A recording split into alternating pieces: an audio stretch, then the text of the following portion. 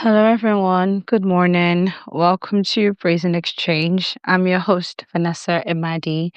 Thank you all for tuning in. I hope you're all doing well, by the way. I sound a bit off today because I am recovering from a fever.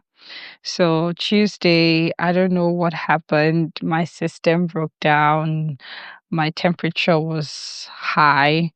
And since then, I've been suffering cold, a sore throat, cough, catarrh, everything you can think of. I've just been going through it since Tuesday.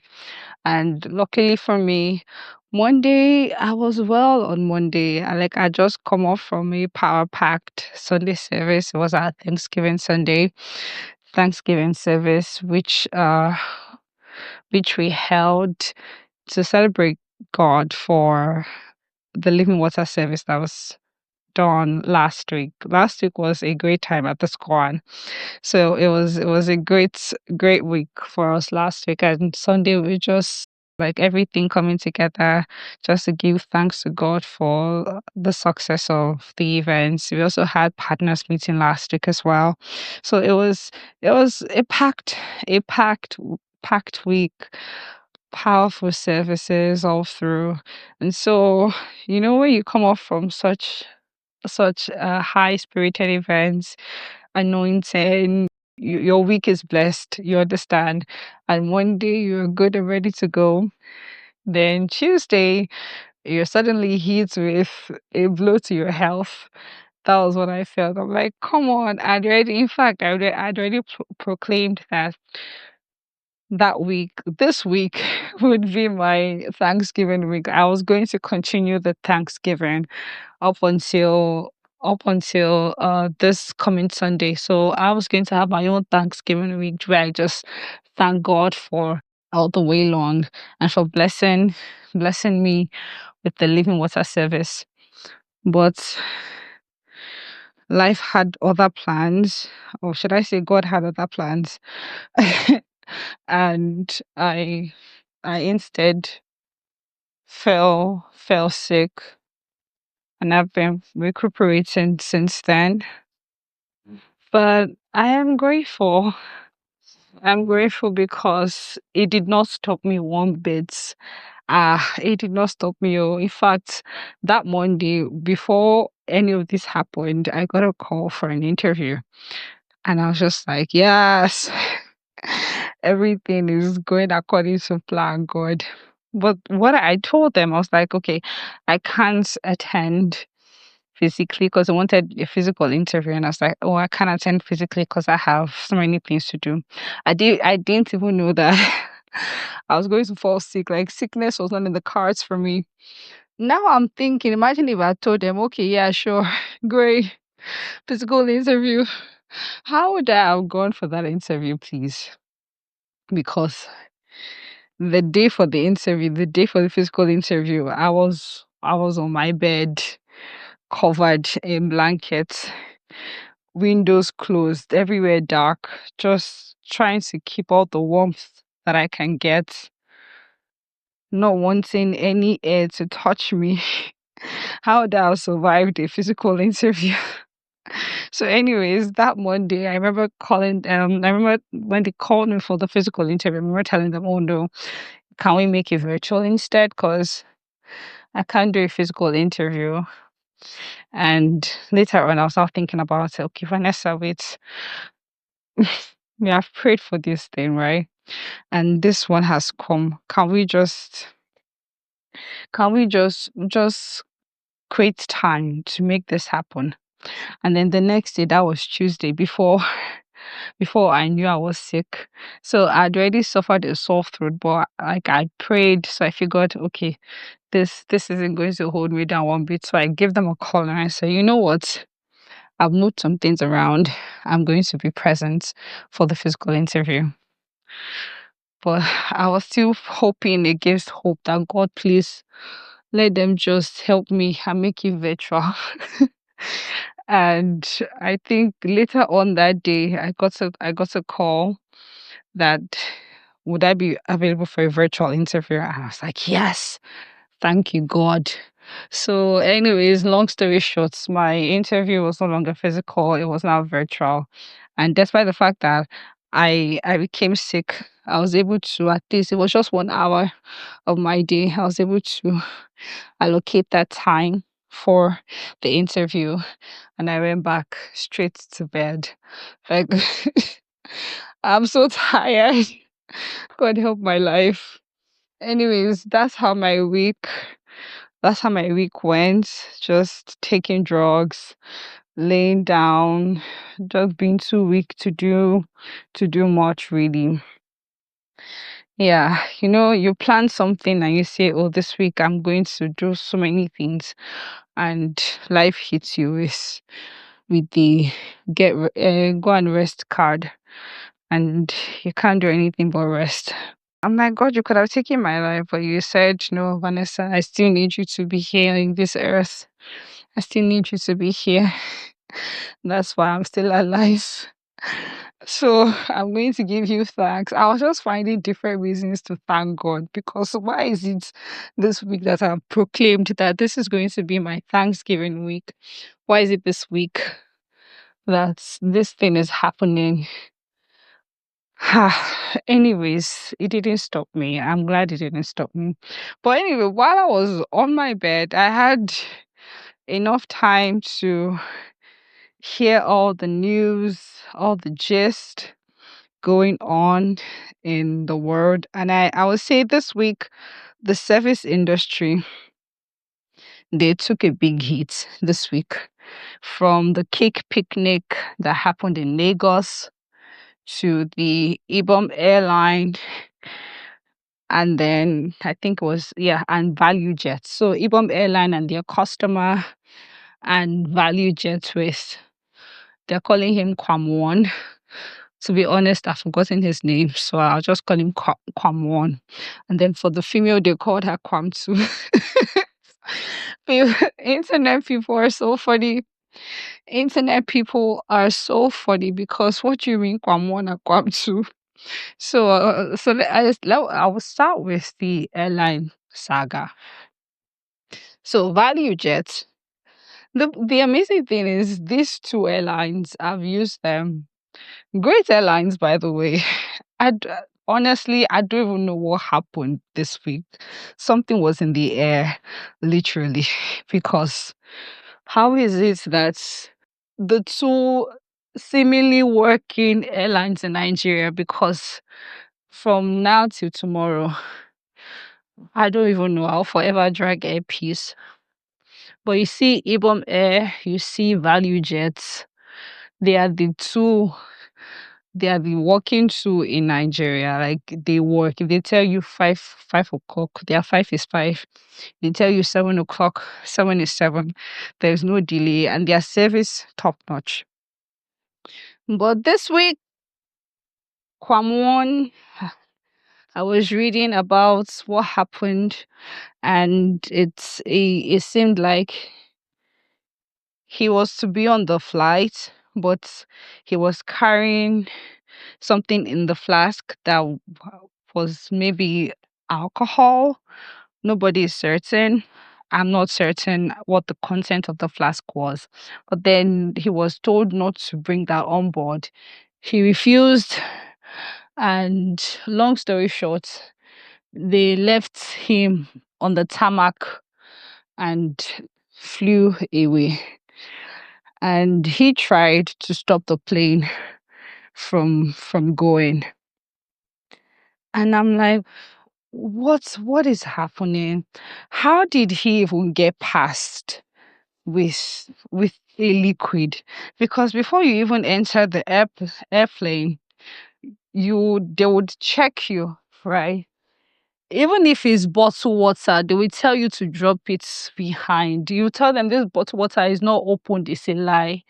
They will tell you to drop it behind.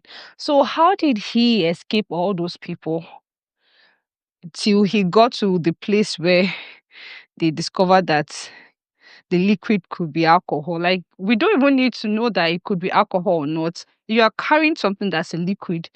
You should not have gotten that far in the first place. But That that's the and I will say another thing that added to his case was the fact that he's a celeb, and many of these celebrities, they like to get away with things. You get once people know that you are familiar. I won't even put it just to the celebrities. People tend to create easy paths for people that are familiar, people that are popular. So what an ordinary person will get away with, they will not. Sorry, what am I saying? What a celebrity will get away with, an ordinary person will not get away with it. They like to make way. Let me just use that. They like to make way for celebs, and the ordinary man will suffer. I think that was the issue that happened. But now this pilot, no nonsense person said whether you are celeb or not, K1, K2, K10, you are not entering my flight with this liquid. So if you're not dropping it, Koshilo.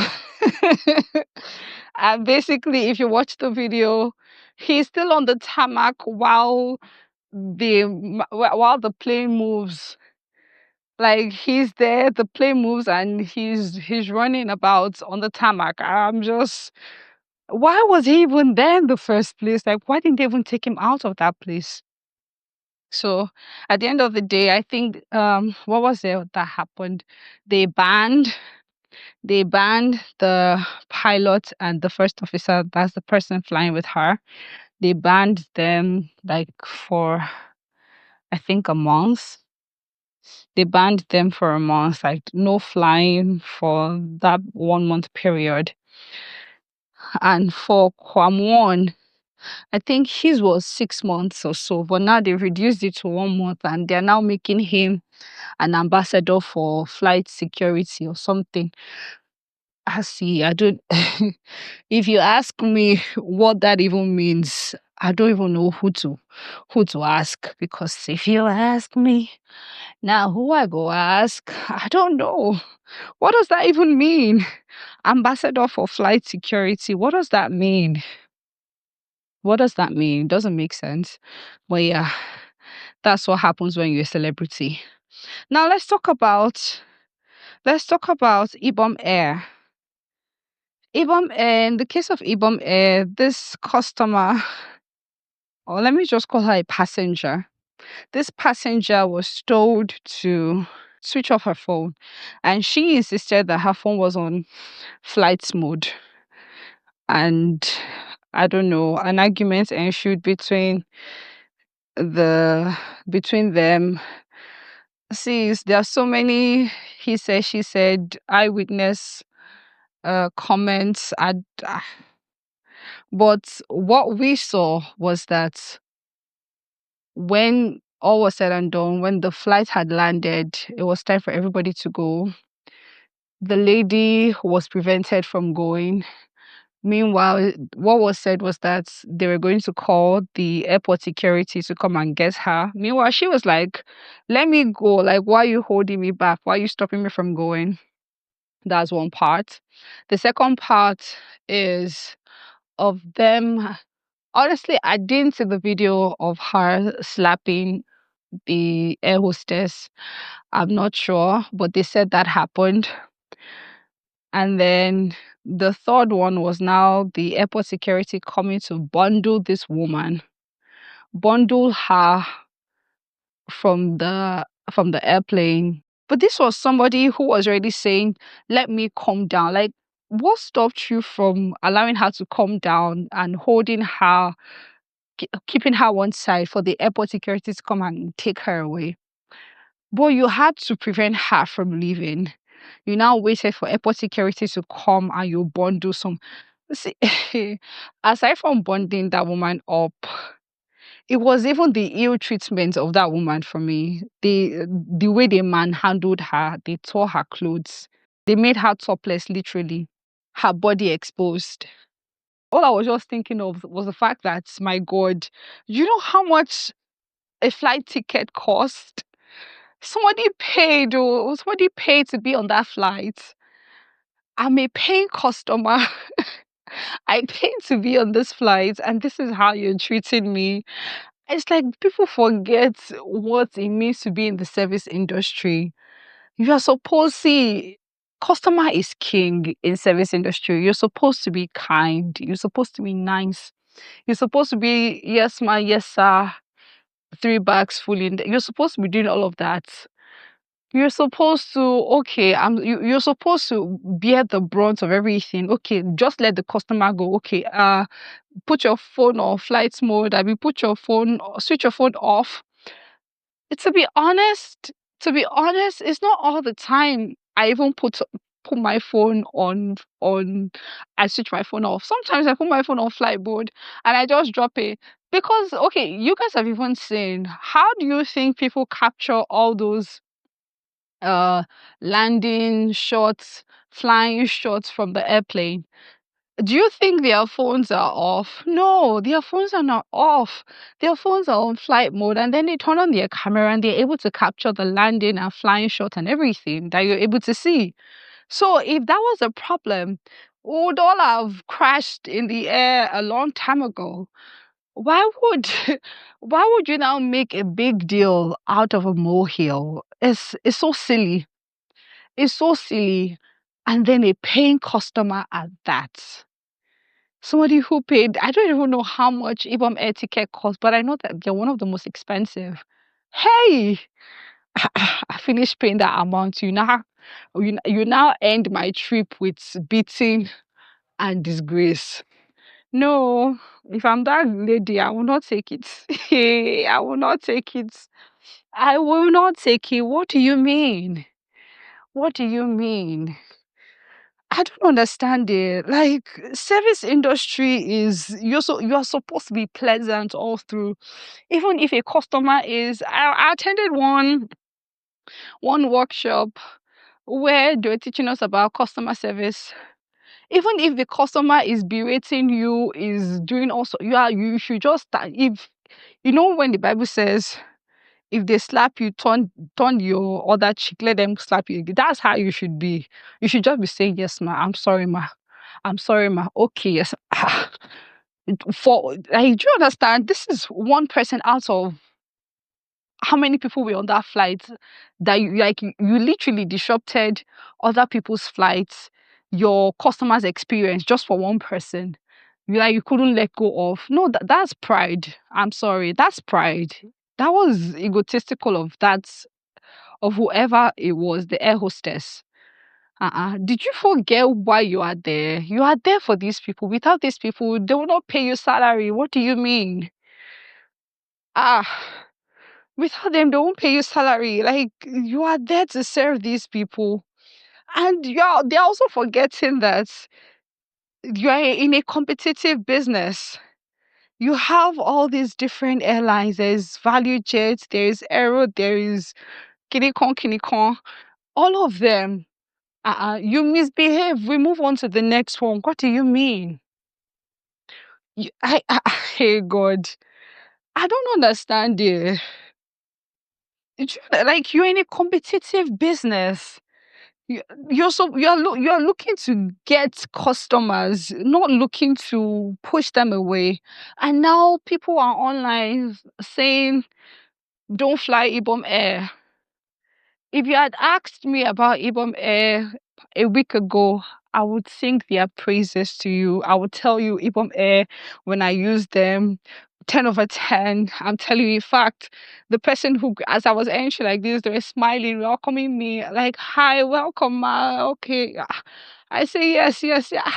AC everywhere. I say, okay, I'm feeling good. I'm feeling fresh. Yeah, what do we call it? Their flight meal, flight package. It was good, not over the top, but I said, okay, okay, okay.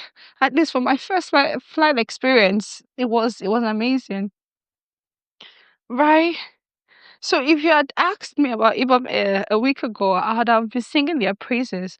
But now they've just made a whole mess of it. People who has never even used an airline before will now say, okay, well, how they treated this person if I'm going to fly any plane, it will never be Ibom Air. You've made people associate you with a bad name. You now have a stained reputation because of how you have behaved. But the funny thing I realized now was that people now started bringing up videos of incidents occurring at Ibom Air involving other passengers. So now, not this case now, like a previous cases where they've entered an aeroplane to bundle somebody. I saw a video of a man that they entered the aeroplane and they're with their vest and they bundled this man.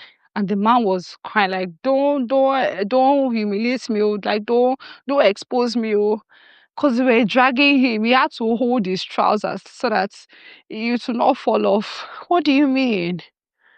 And I'm in my head, I'm like, these people paid, oh, this thing is not free. I like, even if it is free, you don't treat people like that. I don't, hey, Jesus Christ. You don't treat people like that at all. You don't treat people like that. The aviation minister, I agree with him when he said that there's going to be, like, they have to, the people in the aviation ministry, they have to come together and retrain their workers, the staff, let them understand, like, if let them know what it means to be in that industry, the service industry, to know policies, to know how to handle situations like that. Because I don't know I don't want to know what that customer has done. You don't treat people that way. Looking at what Kwam did, Kwam was just somebody who wanted to show himself. You know that you're not allowed to bring in whatever liquid. Like I'm telling you guys, before you even enter the plane, like there's a queue. They are checking, they're asking you, is there any liquid? Even if it's if it's a sealed bottle of water, they don't allow, they will tell you to drop it. Don't worry, we're going to give you water when you get on the plane. Drop it. Do you understand? So this is somebody who flies a lot, who understands, and that's why I know that he did that thing to show himself. He now wants to stop. He wants to now stop flights. But then what did he now do to this lady in the Ibom Air? The lady of the Ibom Air case. Because she's an ordinary citizen and not a celeb, they took her to Kirikiri prison. They put her on the no-fly list, lifetime ban. Ibom Air lifetime ban. Oh my God. When you now think about, okay, what actually happened? What was the reason? What was the reason? When you think about it, just because they said put your phone on, switch your phone off, and she said my phone is on flight mode. Ah, poverty, or I don't even, is it poverty? It can't be poverty. You're flying Ibom Air, it's not poverty. What will I call it? Influence. Lack of influence. It will not be well with you. ah ah ah. Abby, if she was on a private, it's still poverty. Because she was on a private jet. I don't understand. This will not happen to her. People see, anyways. Ah, it's really sad. It's really sad. We need to go back to the drawing board. People in the service industry, you need to go back to the drawing board and understand what you're doing. You need to understand first thing, your customers are the reason why you are there. You are there to provide solution to their problem. So you need them, they need you. You understand? But now the thing is, there are also other people that can provide the services that you are providing. So you in fact you need them more than they need you. Because if you don't show up, somebody else will show up for them. Uh-uh. Are you joking? So please, people in the service industry, get your act together. Get your act together. There was a time when this Instagram, what will I call them? The people who sell on Instagram, who sell clothes and wares on Instagram. There was a time their response was trending, how they respond to people in their DM. You ask them. Oh my God. You'll ask them, this clothes, do you have this color? Do you have this size? And they'll respond, is that what I is that what I posted? And I'm like, don't you need customer? How do you respond to somebody in that manner? Please, we just see. I know you are looking for money, but in your quest for money, please have character. Character will save you a lot of things. It will save you from a lot of problem. I'm telling you. Now people are calling for the head of that air hostess. They're asking for her to be sacked. Even more than sacked, they're asking that they don't just sue Ibom Air, but they also arrest that woman as well because of how she acted. Because it's provocative. When somebody wants to leave and you're blocking them, it's provocative. So whatever I do, however I react, you have to take it because you are the one who poked me first.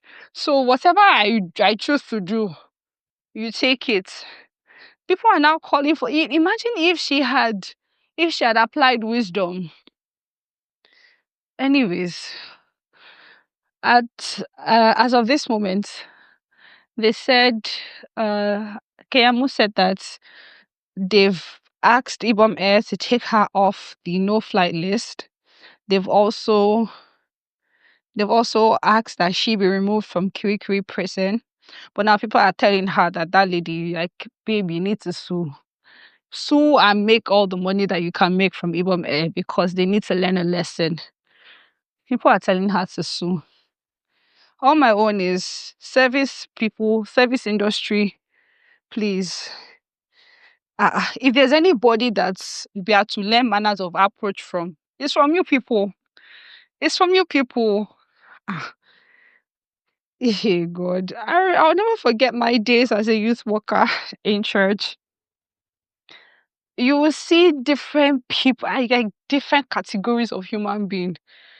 You will see them, but the truth is, I also think empathy is also key because when you put yourself in their shoe, many of them.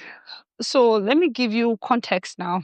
Many of these people that I was dealing with when I was younger, they came from far and wide, and service would start by, let's say service was for 8 o'clock. These people would have been in church by around 12 a.m.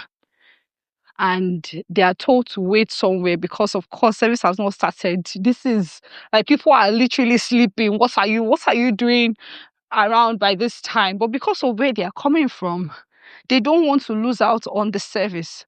So they show up, they leave their hotel room and they show up by 12 a.m. and they are hanging around outside. And you have to create space for them. You have to hear them out and say, okay, no problem. We are with you, but service has not started. But we are going. So you have to treat them well, care for them. So in doing that work, I learned manner of approach. I learned how to deal with human being. I learned that even if I want to sleep like mad, I know that these people have come from far and wide. I know that okay, or even if I don't sleep Saturday slash, I mean, even if I don't sleep Saturday because Saturday leading to Sunday. So even if I don't sleep that Saturday to be wide and alert on Sunday, I know that after Sunday evening, once service has closed, I can return to my house and sleep all the sleep that I did not sleep. While these people, I know that their Sundays have been made. They are happy, they got what they came for, and they can go back to their countries. That is what I understood. So I always put myself in their shoes. When they come to meet me and they're asking me questions with their accents, sometimes I don't even hear what they're saying. But I just sit there. I'm just patient. Okay, yes, ma'am. Okay, okay, okay. What do you want? If I don't know the answer, I will call somebody and I'll say, okay, please come and attend to this person.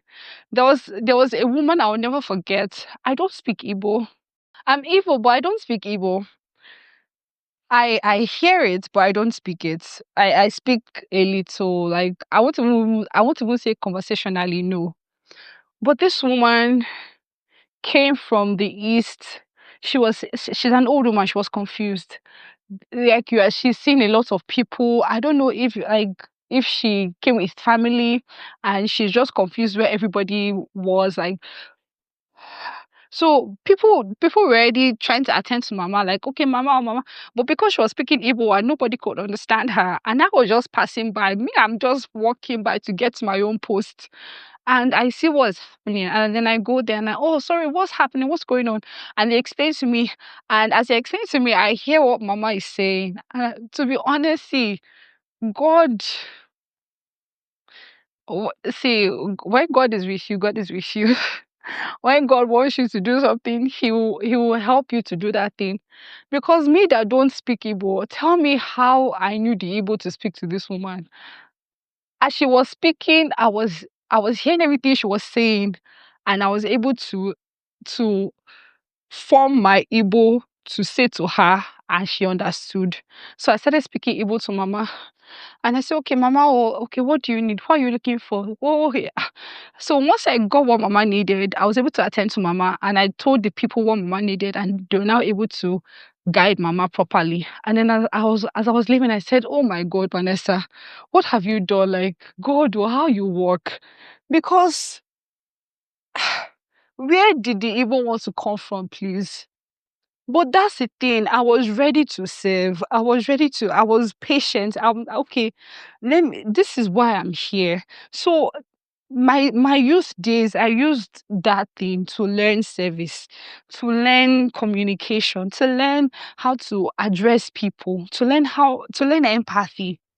That's why I'm saying service industry. I don't know what you are doing. You need to build character. Character is needed for the work that you're doing. Money is not everything, though. Because sometimes a customer might not buy from you, but because of the way you have treated them, they will recommend you to people. Because of the way you've treated them, they will recommend you to people. And they will buy from you, they'll become returning customers. Like, relationship is everything. And character is a huge driver of relationship. So do with that message what you will. Now let's move on to the cake picnic. We watched the cake picnic outside the country. I saw the cake picnic in Abuja. And then I saw the cake picnic in Lagos. And see, has, to be honest, Lagos is becoming synonymous with what's the word now?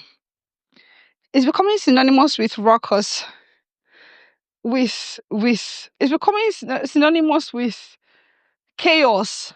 Because why was it chaotic? Why was the cake picnic in Lagos chaotic? How did this start? Usually, a cake picnic, every single participant of a cake picnic should be bringing cakes to the event. But now, what they did in Lagos was that they had two kinds of participants: the people bringing cake and the people that will not be bringing cake but will be paying money. Now, if you are not a greedy, because that's what they are, if you're not a greedy organizer, what you would have done was that I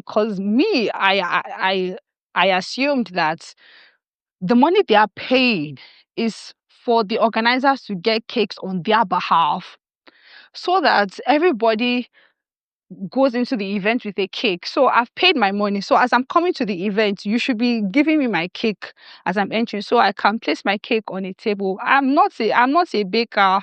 I don't bake as a hobby, but I want to be part of this thing. So if I'm paying my money, it means that when I'm going for this event, you should give me a cake. The money I've paid is my cake entry fee. So you should give me a cake to enter so that I can participate with the people that are present. But that was not what happened. That was not what happened. We had the cake participants, and I don't know, see, to be honest, I don't know if those ones also paid money. Oh. If they paid money, that would be so painful. So the cake participants and the non-cake participant, everybody present there. The non-cake participants did not come with cake. the organizers did not provide cakes on their behalf. So everybody was to now share from the cake that the cake participants brought. So what was the benefit for the cake participant, please? Networking? Are you kidding me? Because I can bet you, I know so many caterers, so I can bet you that they have group chats that they all join and belong to. They have events that they all meet at. So obviously that was not it. It's an experience kind of thing. You know, when you want to you're paying money so that you can enjoy something. That was what it was going to be. So networking was just going to be a bonus, really. That's not the main thing of that event. The experience, the camaraderie, the friendship, all of that's the package. Do you understand? Like going from cake to cake, taking a slice. See, let me even tell you how this thing works, right? The cake picnic, usually when everybody comes with their cake, there was one I watched. I think, I don't know if it was the Philippines or the UK, I can't remember. But yeah, everybody comes with their cake, and when they come in, the cakes are arranged on different tables. And on a first come first serve basis, like let's say a group of 10 people are told to go around tables of cake for 5 minutes. So they have, is it 5 minutes or 3 minutes? I think 3 minutes. They have 3 minutes to go around so the time is shorter so that they won't go to all the cakes. So they have limited time to pick as much cakes as they want, so that there'll also be enough time for other batches of people. That's how they do it. So after the 3 minutes, that group of 10, they go to one side. They don't go and mingle with those other. They go to one side. Then another group of 10 will now come. They have 3 minutes now to go. And that way, everybody is assured of a cake. Why is everybody assured of a cake? Because everybody came with a cake. There's a cake for everybody. So you get a slice. And the amazing thing is you cannot even decide that, oh, I don't even want to cut out of this cake. I want to cut out of that other cake. That's the beauty of option. You have choices. But that was not the case in Lagos. What they did instead was that, oh yeah, oh, both cake, oh, no cake, oh. It's like as if they blew whistle. Beep. And the animals were released. Because that's how it looked on the video. When I saw that thing on TikTok, I was embarrassed. I was cringing on behalf of Nigeria. Because I know that so many other nations will watch this video and say, it can only be that country. Why are you giving us a bad name? Why are you giving us a bad name? Because that's what you're doing. See, our reputation is already in tatters. But at this point, is why? Why? You're making us look ah ah.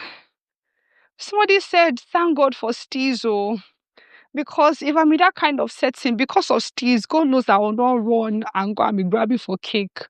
Uh-uh. Do you know that people randomly just go to stores and buy cake just to eat, just for eating sake? Do you know that people do that? So why would you now gather this wonderful adults? And I trust the Goshians. They dressed to the T to attend that event. Now go there and you disgrace yourself. Uh-uh. It's greed. Ask me, what did they now do with the money? They are not serious. What did they do with the money? The people that brought the cake did not benefit one like at all. I saw the story, or rather I watched the video of the baker who brought her cake. But she said she didn't even get anything at the end of the day, not even her cake. Her cake was so beautiful, but she said she didn't get anything at the end of the day. Like, you ruined people's experiences all because of greed. They should never try that rubbish again. If they don't know what they are doing, they should go and look at what happened in Abuja. At least they cannot say that it's because it happened outside the country, that's why they did this well. No, they also did it in Abuja. And for some reason, Abuja went well. So why couldn't they replicate the same thing in Lagos? Ah, no, no, no, no, no. It was terrible. And I trust Lagosians because nobody wants to carry last. It's like, why will I come to this event and I will not see cake and chop? For those of you who have not been to Lagos, let me tell you, as you're entering Lagos, the first thing you will see, they even designed this, is shine your eyes. It's almost as if they are giving you warning heads up. They are telling you, see, Lagos, anything can happen in this Lagos. Shine your eye. Don't be a JJC. So that's the mindset of so many Lagosians. So you know that's the kind of people that you have, and you now organize that kind of event. Why not just make sure everybody gets a cake? Everybody gets a cake because what's the essence of you collecting their money? What's the essence of you collecting their money? So don't be greedy. Don't be greedy. Don't ruin people's experience. People took their time to bake. People dressed up. People paid transport money to get to that place. People wanted to hang out with friends. People wanted to meet people. You now went and you ruined their experience, all because of greed. Like I said, the service industry, chopping block, you took a big hit this week. You guys need to do better. Airlines, cake picnics. If you know if you know you're a body that organizes experiences for people, if in case you don't even know, being on a plane is also an experience. It's an experience. How you treat people is it's an experience. You need to be mindful. You need to care. You need to care. Don't be greedy. Take care of one another. Haba. Well, I think I have. I think I've ranted enough for today. Anyways, let me know your thoughts on this whole airline issue, cake picnic thing. Were you part of the people who was present for the cake picnic Lagos? What did you think about the Quam 1 and Quam 2 case? Have you been on a flight and you had to put off your phone or you put your phone on flight mode? And really, how does putting your phone on flight mode affect the airplane? Like, if see, honestly, if you know that the flight mode can even affect, why would you even want to be on a plane that flight mode can affect its landing or its going up? Why? So, anyways, drop your comments on this episode and let me know what you think. It was nice chatting with you all, and I think it was even great for me to do this.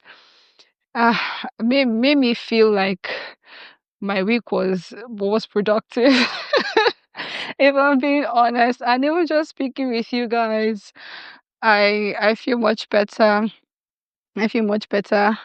Thank you all for listening. God bless you. And till next time on Brazen Exchange. Goodbye.